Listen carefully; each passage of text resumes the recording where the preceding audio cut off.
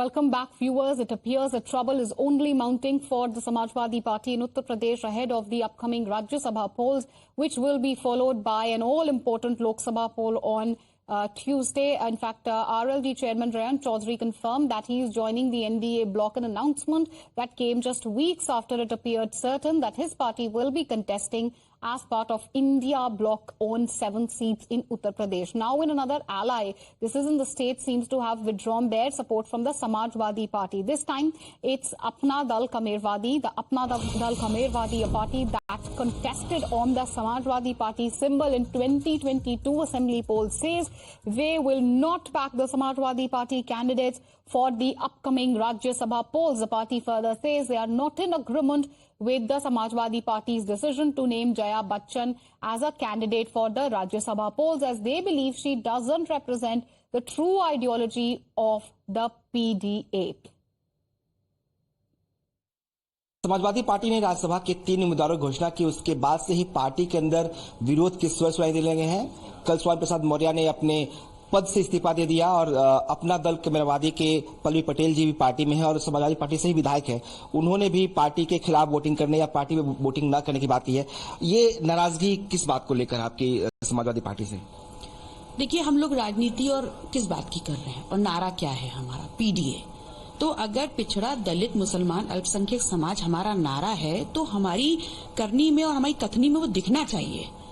हम वोट उनका ले रहे हैं, लेकिन जब ईमानदारी से प्रतिनिधित्व देने की बात आती है तो हमको बाध्य कर दिया जाता है कि हम मदान लोग जिनको, बच्चन और रंजन को जिनको पीडीए कह रहे हैं, उनको वोट दें। क्यों वोट दें?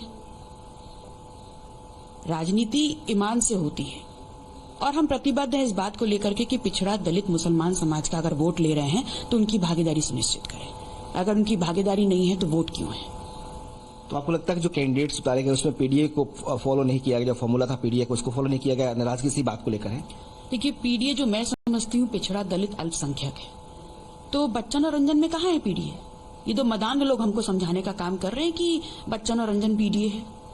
उनका वोट आप ले लो, वो सड़कों पे लड़ें, वो झंडा बैनर लेके वहां पर हमारे लिए बात करें, हर एक लड़ाई में वो आगे खड़े हो जाएं, और जब प्रतिनिधित्व और आगे बढ़ाने का मामला हो तो हम बाध्य हो जाएं कि हम रंजन और बच्चन को बढ़ा दें।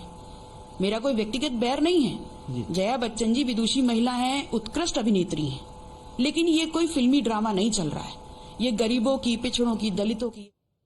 All right, Vinod is joining us live on the broadcast. Vinod, it looks like there's another jolt coming the INDIA way. This is another party, Apna Dal Khamerwadi, which now says that they will be going it solo. In fact, they'll not be backing the Samajwadi Party candidate in Rajya Sabha polls.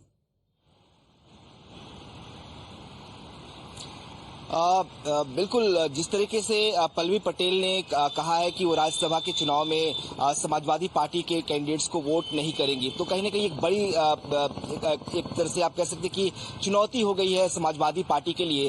पहले जो RLD थी उसने साथ छोड़ दिया, अब अपना दल कमेरवादी की पल्लवी पटेल है, वो भी एक तरह से पार्टी के अगेंस्ट खड़ी हो गई है। उनका कहना है कि पार्टी ने जो पीडीए का नारा दिया था, वो कम से कम जो कैंडिडेट्स की अनाउंसमेंट किया है समाजवादी पार्टी ने, उसमें वो नहीं दिखाई देता।